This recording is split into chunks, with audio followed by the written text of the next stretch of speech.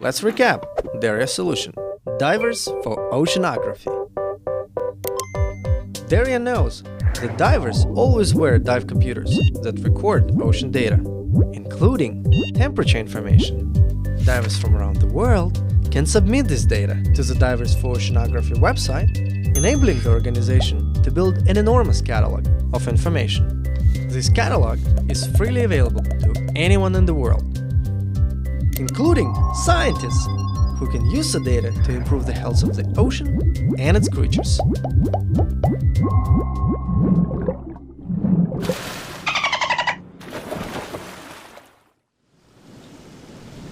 Derya, let me understand. You're investing a lot of time into Divers for Oceanography, and you're not expecting monetary benefit. No, absolutely not. Why does this choice make sense for you? Well, not everything's done for a monetary return, that's for one.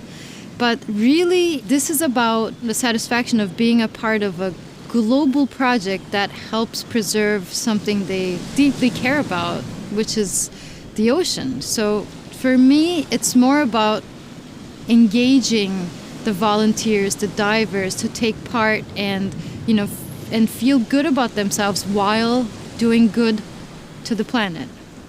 And you believe that other divers will voluntarily and happily contribute data because, just like you, they care about the ocean. Yes, exactly. People often ask if divers are going to be paid for submitting their data. And they're not going to be, because no sponsor in the world would fund a project this early on that would pay for every data point that will come in, which will be a lot of data points.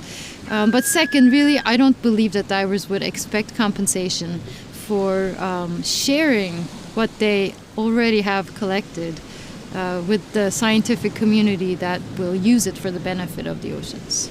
You're just starting out with Divers for Oceanography. In the past, you used to be a software developer, and as you know, in open source software development projects, many people contribute voluntarily code, but they also benefit because they get recognition in the community, and that recognition often translates into jobs and other opportunities. Can you envisage something like this for your diving community too? No. I'm not ready to think about that. That's okay, that's okay. Derya wasn't quite ready to talk about incentives for the diving community. So we caught up with her a few months later over Skype.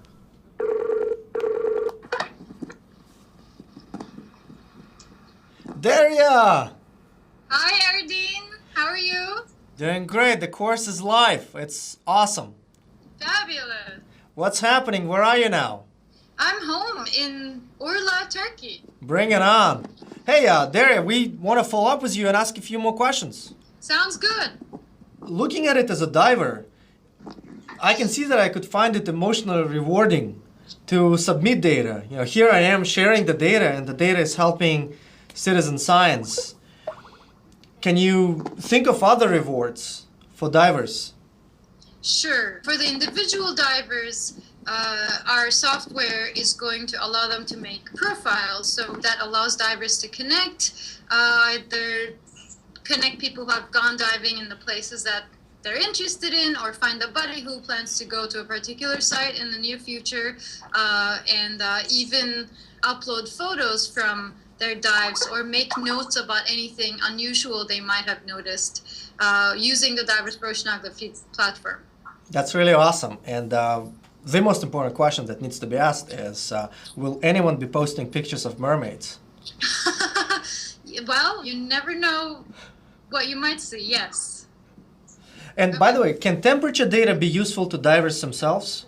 Absolutely. Let's say you want to go diving this weekend in Orla. You can scan the Divers4Oceanography platform for the most recent data on Orla for the particular dive site you want to go to. Cool. So what are you going to do to make it easy for divers to submit their data? I'm going to take advantage of technology. Some of the newer dive computers have USB cables that connect to desktops or laptops.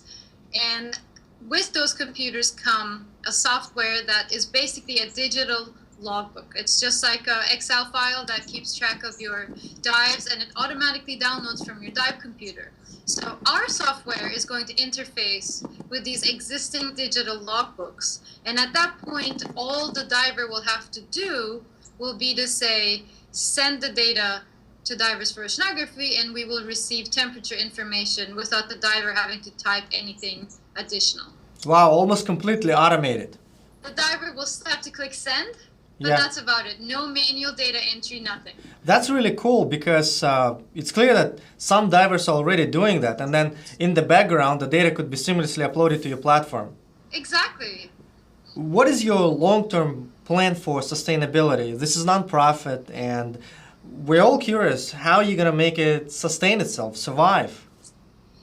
All the resources that have been put into this project so far, including time and money, are basically donated by volunteers. It's our own time, it's our own resources. But that can only continue up to a point. There are small grants we are eligible now, which we are working on getting. Some of these are government, some of these are non-governmental, private donors, and some diving related communities. But there will be a time when the most appropriate and the sustainable step to take for the future of this project will be to host it in an academic institution or a governmental institution, which will have the infrastructure, the hardware, and the manpower to maintain and upgrade the system as more data come in. So to get it started, you are relying on collaboration of some, skilled, passionate people. Then small grants will help you show proof of concept that this is viable, this is valuable, and then you will integrate with a larger research institution to really bring Divers4Oceanography to critical mass. That's exactly right, Ardeen. It's really cool, and I really hope it comes to full fruition. Like really, it's an awesome project. Thank you, Ardeen. It was a pleasure talking to you, and I look forward to seeing you in Cambridge. Enjoy the travels, don't lose the passport. All right.